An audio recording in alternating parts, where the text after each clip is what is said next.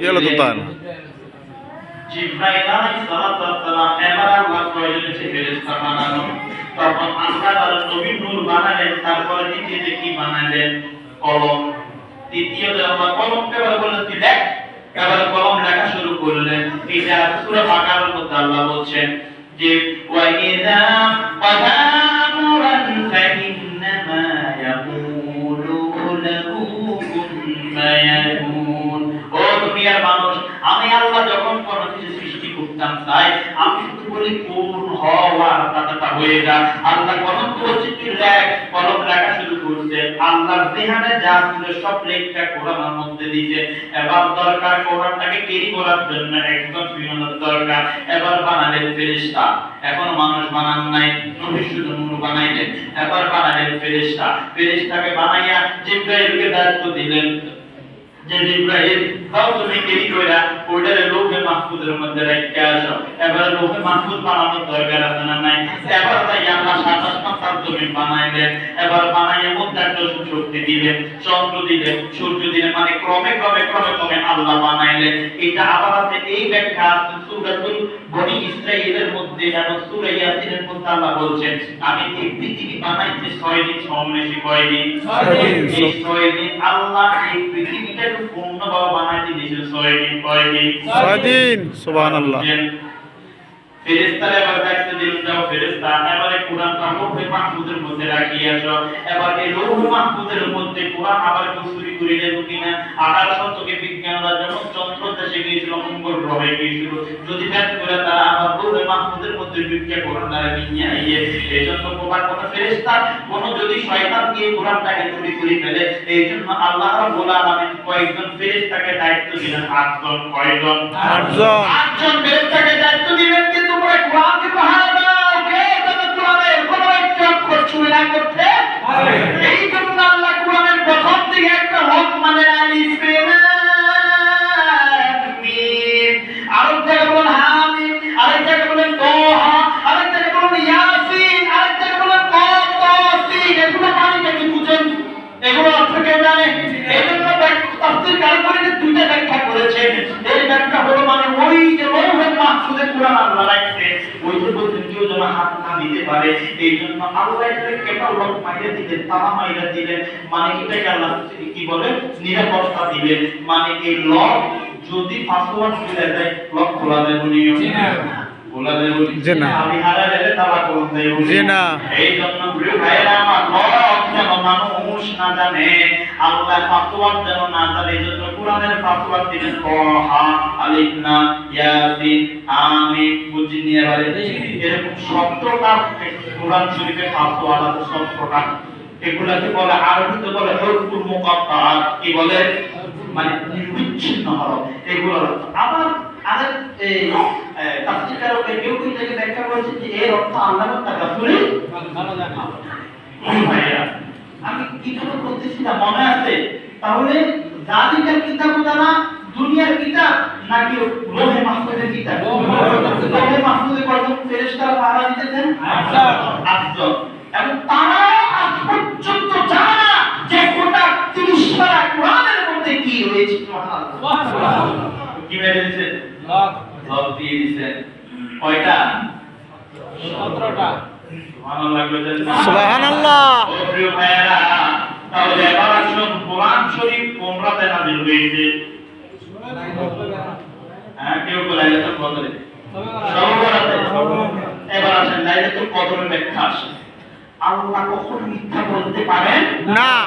যিনি বলেছেন লাইলাতুল বারাত কত সর্বরাতে নাযিল করেছেন, এটা যেমন সত্য, তবে এই সত্য হচ্ছে দুনিয়ার আসমানের উপরে। কোন আসমানের উপরে? দুনিয়ার আসমানের নিচে কিন্তু সত্য নয়। এই জন্য আল্লাহ বলেছেন বান্দারে দুনিয়ার প্রথম আসমান লৌহে মাহফুজের মধ্যে আমি আল্লাহ কোরআন একসাথে নাযিল কইরা রেখে রাখেছি সর্বরাতের রাত্রিতে। কোন রাত্রিতে? সর্বরাতের রাতে। আর দুনিয়ার আসমানে নিচে অর্থাৎ জমিনের উপরে কোরআনকে আল্লাহ নাযিল করেছেন 534 বারে, 2 জায়গায় সীমাবদ্ধ 23 বছর জিন্দেগিতে। সুবহানাল্লাহ। ওই যখন দুনিয়াতে প্রথম কোরআন আসে ওই ভাই একটু খেয়াল করেন, দুনিয়াতে যখন সর্বপ্রথম কোরআনটা আসে ওই রাতটা ছিল ইন্না আনজালনাহু ফি লাইলাতিল নিশ্চয় আমি বা আমরা নবী কোরআন নাযিল করেছি এই লাইলাতুল কদরের রজনীতে। তবে এই আয়াতের অর্থ দুনিয়ার আসমান রূপের না নিচের কথা বলে।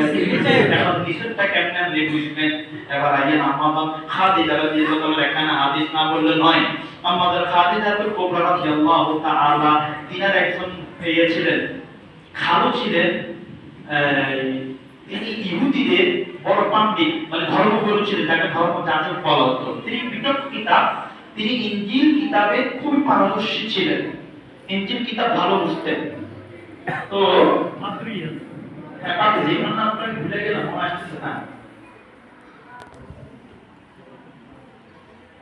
আচ্ছা দেখ আমরা মনে আসলে বলবো এই পাত্রী, এই পাত্রীর কাছে একটা ব্যাখ্যা জানতে চাইলেন।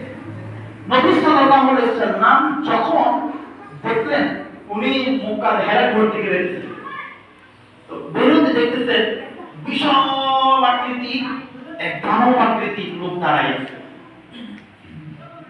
তার জমিনে পা, আসমানে মাথা। এমন মানুষ দেখলে ভয় কে না হয়? আপনি বেড়া নবী ভয় পেয়ে গেলেন। নবী ভয়ে কিছু বলেন না, আর ওই ব্যক্তিও নবীকে কিছু বলেন না। আবার তিনি বললেন, ভয়ে চলে আসলেন। কয়দিন হইল? একদিন। দ্বিতীয় দিন আবার দেখ ওই ব্যক্তি দাঁড়ালে সময়, এবার তারও ভয়, তাও সে কিছু বলে না। কেউ কিছু কাউকে কেউ কিছু বলে না। তৃতীয় দিন নবীজি দেখলেন ওই ব্যক্তিটা দাঁড়িয়ে আছেন। বলতেছেন কে? আম্মাজান খাদিজা বলেন। ওই ফাদরিকে বলতেছেন ঘটনাটা। তো বললেন, এবার ওই লোক কিভাবে ডাক দিয়েছেন? ওই লোককে ডাক দিয়েছেন আর বলছেন, ইয়া মুহাম্মদ ইরজি তাফাদ্দাল ইরজি। ও নবী মুহাম্মদ দয়া করে আপনি এদিকে আসেন। একজন তো সাল্লাল্লাহু আলাইহি ওয়াসাল্লাম বলেন না, কিন্তু সাল্লাল্লাহু আলাইহি ওয়াসাল্লাম নবী মুহাম্মদ রাসূলুল্লাহ সাল্লাল্লাহু আলাইহি ওয়াসাল্লাম আপনি এদিকে আসেন। এবার আসার পরে নবীজি আসলেন, ভয়ে ভয়ে আসলেন। আসার পরে নবীও কথা বলেন না, সেও বলেন না, দুইজনের দিকে তাকিয়ে আছে। চক্ষু যুগল হাদিসে বলেন চক্ষু যুগল একত্রিত করলেন এবং বাহুদ্বয়কে একত্রিত একভাবে কেবলামুখী হয়ে এবার দাঁড়ালেন। এবার ওই ব্যক্তিটা বলেন, তার জমিনে পাও, মাথা আসমানে। ওই ব্যক্তি বলেন, কি বলো? নবী বলেন আনা বিকরি। নবী বলেন, আমি পড়তে জানি না। আবার বললেন, কি করো? নবী আবার বললেন, আনা বিকরি, আমি কিছু বলতে পারি না। লা আদি মানে আমি কিছুই জানি না। তৃতীয়বার এবার বললেন, ইকরা বিসমি রাব্বিকাল্লাযী খালাক। ও নবী, আপনি আপনার রব যিনি আপনাকে সৃষ্টি করেছেন তার নামে পড়েন। সুবহানাল্লাহ। এই কথা বলার পরে জিবরাইল যদি আয়াত পড়ছেন আর হাদিসে বলে আল্লাহর নবী পড়তে পড়তে পাঁচটা আয়াত পড়ে ফেললেন। ইকরা বিসমি রাব্বিকাল্লাযী খালাক খালাকাল ইনসানা মিন আলাক। ইকরা ওয়া রাব্বুকাল আকরামুল্লাযী আল্লামা বিল কলাম আল্লামাল ইনসানা মা লাম ইয়ালাম। এই হাদিসের এই অংশ, এখানে কথা তো প্রথম অনেক আসে। এই হাদিসের এই অংশটুকু যদি নবীজি বলছেন আনা বিকরি, আমি বলতে পারি না। আমাদের মতো অনেক হুজুর বলেন নবীজি মূর্খ, নাউজুবিল্লাহ। আমি পড়তে পারি না এই কথা দিয়ে উনি মূর্খ বলে, কিন্তু ফরজে নবীজি ফাসায়াত করতেন। এটা ব্যাখ্যা আপনি কি দিবেন? এটা ব্যাখ্যা আপনাদের মাথা কারো আছে না? এটার ব্যাখ্যা হলো আল্লাহ এটা দিয়ে জগৎবাসীকে জানায়া দিলেন, আমি যে কোরআন নাযিল করছি কার মাধ্যমে? নবীদের মাধ্যমে। ওই নবীদের মাধ্যমে, সরি কার মাধ্যমে? জিবরাইলের মাধ্যমে। কার মাধ্যমে? জিবরাইলের মাধ্যমে আমি কোরআন নাযিল করেছি কার উপর? নবীর উপর। এখন আল্লাহ বলেন ইকরা, না জিবরাইল বলেন ইকরা? নবীজির কাছে শব্দটা উচ্চারণ কে করছে? জিবরাইল। মনে রাখবেন কোরআন 7 ভাবে নাযিল হয়েছে। কয় ভাবে? 7 ভাবে। ওই যে একটু বললেন না আল্লাহ, এটা সত্য, তবে ইকরার জন্য আল্লাহ নাযিল করেন নাই। ইকরার জন্য ইকরার ফাইল হচ্ছে জিবরাইল, ইকরার ফাইল হচ্ছে জিবরাইল, মূল ফাইল হচ্ছে আল্লাহ, মাহফুজ হচ্ছে নবীজি।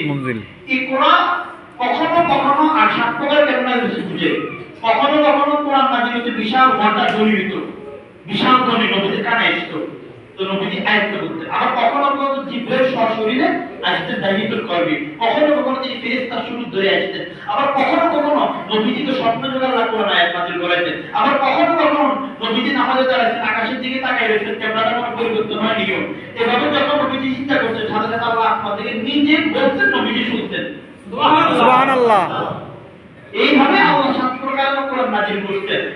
এরপরে আসেন, তো নবী সাল্লাল্লাহু আলাইহি ওয়াসাল্লাম যেটা বলতেছেন, নবী সাল্লাল্লাহু আলাইহি ওয়াসাল্লাম কি বলছেন? আমি পড়তে পারি না। এখন ইকরা এটা বলছেন কি আল্লাহ না নবীজি?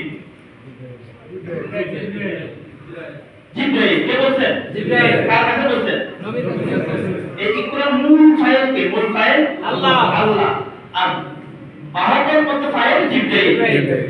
এখন কথা বুঝে, যদি নবী সাল্লাল্লাহু আলাইহি ওয়াসাল্লামকে যখন বলছেন জিবরাইল ইকরা, আপনি পড়েন, এটা কি আদেশ সূচক ক্রিয়া নয়? এটা আদেশ সূচক বাক্য নয়? আমি বললাম যারা এদিকে আইয়ে, এটা কি আদেশ নয়? আমি যদি বলি যারা আপনার বস্তু সত্তারে রাখে, তাহলে এটা কি আদেশ হলো না অনুরূপ, মানে কি বাক্য হলো? বাহকের কাজ করলাম না আমি? বাহককে। তো যখন আমি বললাম ইকরা, আপনি পড়েন, নবী সাল্লাল্লাহু আলাইহি ওয়াসাল্লাম যদি পড়তেন, তাহলে শিক্ষক হতো কে? জিবরাইল শিক্ষক হইতো। শিক্ষক হইতো কে? জিবরাইল শিক্ষক হতেন। তো নবী সাল্লাল্লাহু আলাইহি ওয়াসাল্লাম যদি জিবরাইল শিক্ষক হয়ে যেত, জিবরাইল বাহাদুরি করতো না, আমার শিক্ষক, আমার সবচেয়ে অথেন্টিক ছাত্র হচ্ছে পুর কায়নাতের নবী। জিবরাইল অহংকার করতো না? জি। মাথা গরম হইতো মূলত বলছেন, এই যে মাথা রাগ করিয়ে না কেউ। আমরা